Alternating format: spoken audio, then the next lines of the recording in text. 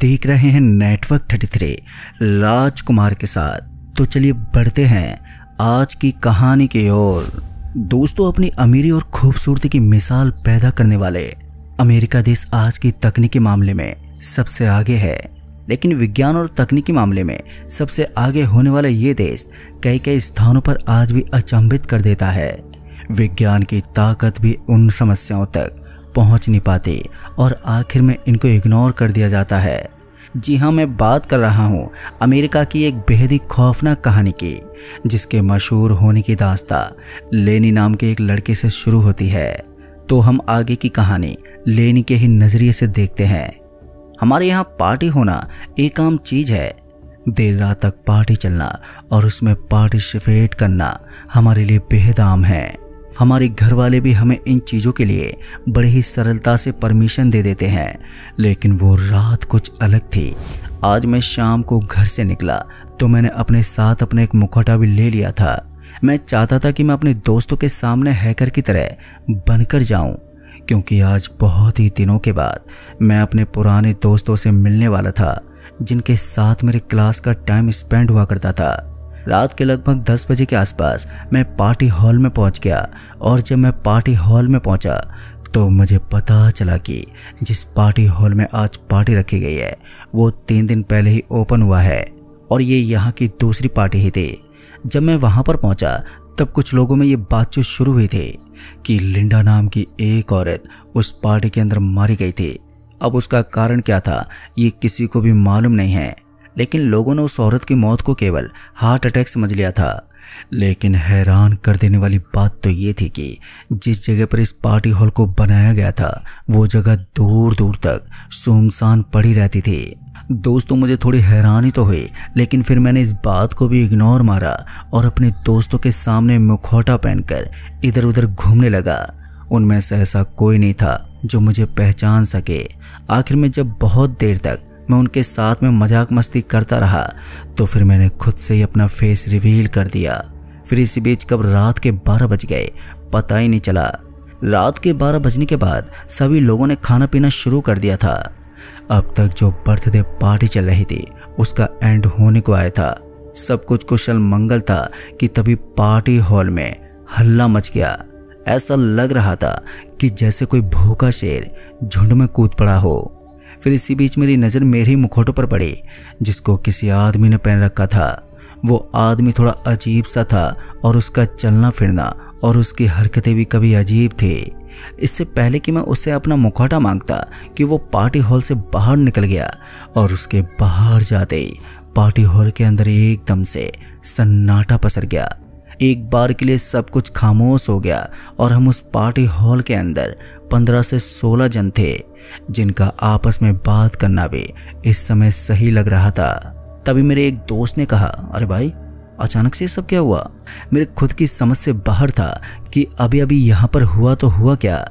इसी बीच 3 से 4 लोग एक घेरा बनाकर खड़े हो गए। मैं भी जब उनके पास पहुंचा तो मैंने देखा कि बीच में एक लड़की नीचे सोई हुई थी और उसके मुंह से सफ़ेद रंग के झाग निकल रहे थे। अब ये देखते ही मेरी आंखें बड़ी बड़ी हो गईं, क्योंकि ये तो तब होता है जब कोई आदमी पॉइजन खा लेता है। मैंने तुरंत ही वहाँ हल्ला मचाना शुरू कर दिया।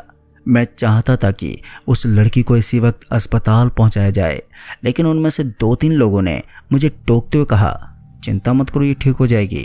फिर उसके बाद वो कुछ पानी वगैरह लेकर आए और उस लड़की के ऊपर पानी छिड़का गया। फिर अचानक ही वो लड़की उठकर बैठ गई और फिर दूसरे पल वापस से ज़मीन पर गिर पड़ी। अब ये सब इतना ज़्यादा अजीब था कि हर कोई इस माहौल को देखकर हैरान हो गया। वही पार्टी हॉल के कुछ लोगों ने पार्टी हॉल को चारों तरफ से बंद करना शुरू कर दिया। मुझे समझ में नहीं आ रहा था कि यहाँ पर चल क्या रहा था। फिर इसी बीच वहाँ पर एक दूसरी कंट्री का बंदा आ गया और उसके हाथ में लालटेन की तरह दिखने वाला कुछ यंत्र टाइप में था। पहले तो मैं उसे ऐसे ही घूरता रहा, लेकिन फिर वो एक चमकती हुई रोशनी के साथ उस लड़की के पास पहुंचा और उसके चेहरे पर लाइट मारने लगा। उसका ये बर्ताव मुझे काफ़ी अजीब लग रहा था, लेकिन जैसे वो लाइट उस लड़की के चेहरे पर पड़ती तो वो लड़की तड़पने लगती।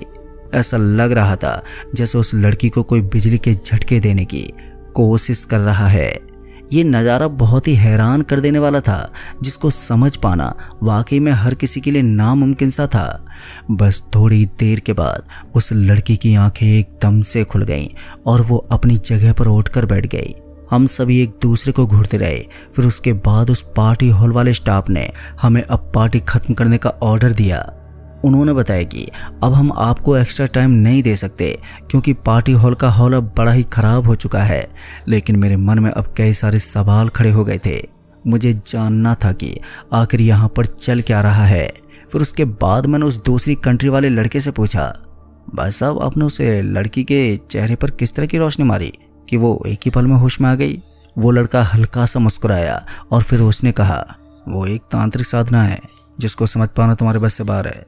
अब ये सुनते ही तो मेरे कान खड़े हो गए, क्योंकि अक्सर ऐसी चीज़ों पर विश्वास करना आज की जनरेशन के लिए बड़ा ही मुश्किल होता है। इसलिए मैंने उस आदमी से कहा, भाई आप पागल अच्छा बना लेते हो, लेकिन क्या आप मुझे हकीकत बताना चाहेंगे? शायद वो लड़का भी इस बात को समझ गया था कि मैं इतनी जल्दी इन चीज़ों पर यकीन नहीं करने वाला। इसलिए उस लड़के ने कहा, अगर तुम्हें जानना है कि सच में इस टॉर्च से क्या होता है तो देर रात तक कभी भी इस हॉल में अकेले आना और रात को 12 बजते ही गलत भाषा का उपयोग करना। उसके बाद तुम्हें पता चल जाएगा कि यहाँ पर क्या होता है। दोस्तों, उस लड़के की बात सुनकर मैं बोला, वो तो मैं अभी भी कर सकता हूँ।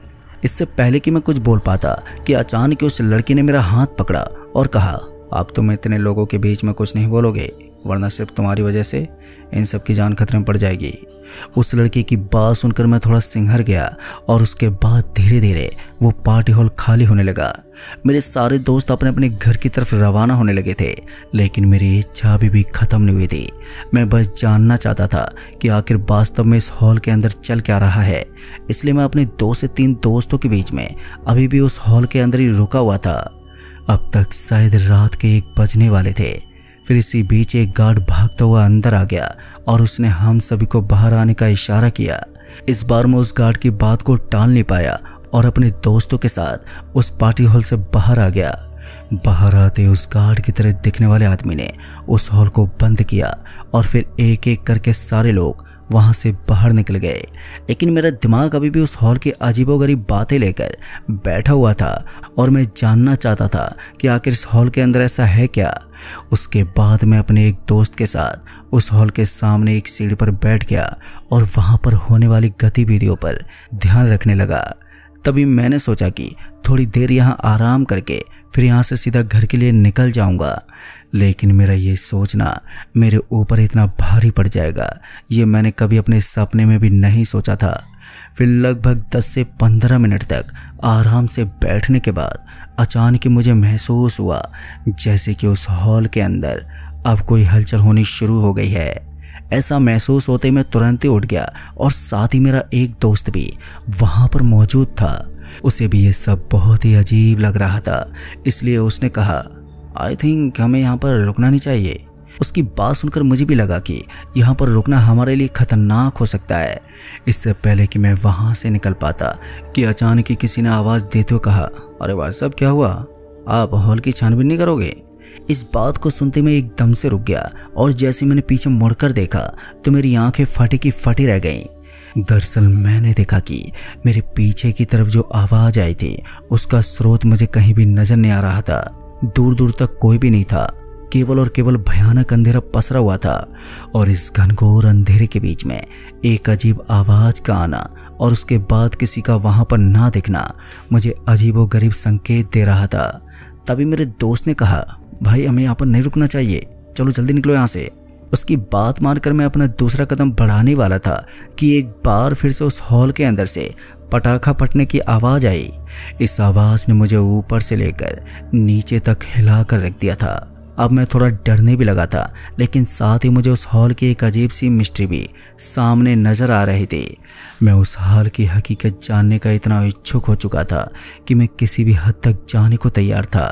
तभी मैंने देखा कि उस हॉल के जस्ट ऊपर की तरफ एक खिड़की बनी हुई थी और वो खिड़की खुली हुई थी। जैसे मैंने उस खिड़की को खुला हुआ देखा तो मेरे चेहरे पर हल्की सी मुस्कान आ गई। उसके ऊपर चढ़ने के लिए छोटे छोटे पत्थर भी लगे हुए थे और जैसे मैंने अपने दोस्त को उस बारे में बताया तो वो मुझे भला बुरा कहने लगा। फिर उसके बाद उसने मुझे अकेला छोड़कर वहाँ से चला गया। शायद वो खतरे में पड़ना नहीं चाहता था। मैं भी चाहता था कि मैं वहां से निकल जाऊं, लेकिन अब इन घटनाओं की जड़ तक पहुंचने के लिए मैं बहुत ही इच्छुक हो चुका था। दोस्तों, धीरे धीरे मैंने उस हॉल की खिड़की की तरफ चढ़ना शुरू कर दिया और इससे पहले कि मैं अपनी मौत को दावत दे पाता कि अचानक ही नीचे से किसी ने आवाज देते हुए कहा, अबे पागल है क्या, ऊपर क्यों चढ़ रहा है? जैसे मैंने नीचे देखा तो वहां पर एक आदमी था जिसके हाथ में एक कटोरा था। उस भिखारी जैसे आदमी को नीचे खड़ा देखकर एक बार फिर से मैं हैरत में पड़ गया।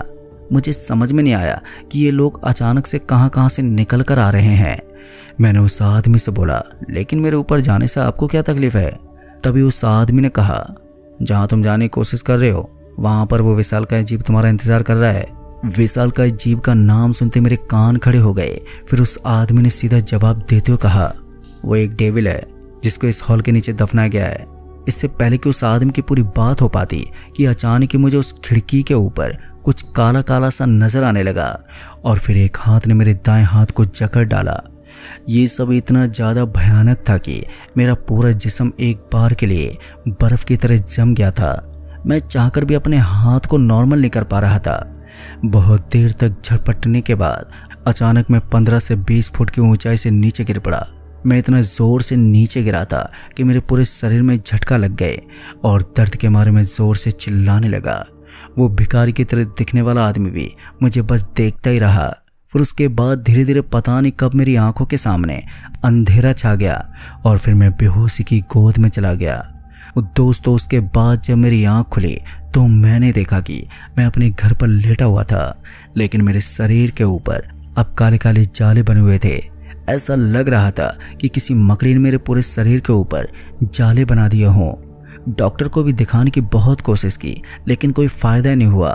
अंत में जब हमारी मुलाकात हमारे शहर के एक तांत्रिक बाबा से हुई तो उन्होंने मेरी काफ़ी सहायता की। उन्होंने उन काले काले जालों को हटाने की कोशिश भी की और सिर्फ उन्हीं की वजह से मैं अपनी दूसरी ज़िंदगी जी पाया हूँ। फिर उसके बाद उन्होंने मुझे बताया कि मैं जिस चीज़ की छाया में बुरी तरह से फंस गया था वो अमेरिका का बिधाड़ राक्षस था, जिसका पूरा का पूरा शरीर काले काले मकड़ियों के जालों से बना हुआ होता है और वो इंसान को अपने जालों से ही मार देता है। शायद यही वजह है कि हर बार उस पार्टी हॉल के अंदर कुछ अजीब अजीब घटनाएं होती हैं। दोस्तों, उस दिन के बाद मैं कभी भी उस पार्टी हॉल की तरफ नहीं गया। कहते हैं कि अब उस पार्टी हॉल को बंद कर दिया गया है। वहाँ 3 से 4 लोगों की मौत हो चुकी है और कहते हैं कि अब वहाँ पर 3-4 लोग भी उसी राक्षस की तरफ बन चुके हैं। तो दोस्तों, इस कहानी में बस इतना ही। कहानी आपको पसंद आई हो तो वीडियो को लाइक शेयर कमेंट जरूर कर दें। तो मैं आपका दोस्त राजकुमार जल्द ही मिलूंगा ऐसी एक और भूतिया घटना के साथ। तब तक के लिए बाय एंड टेक केयर।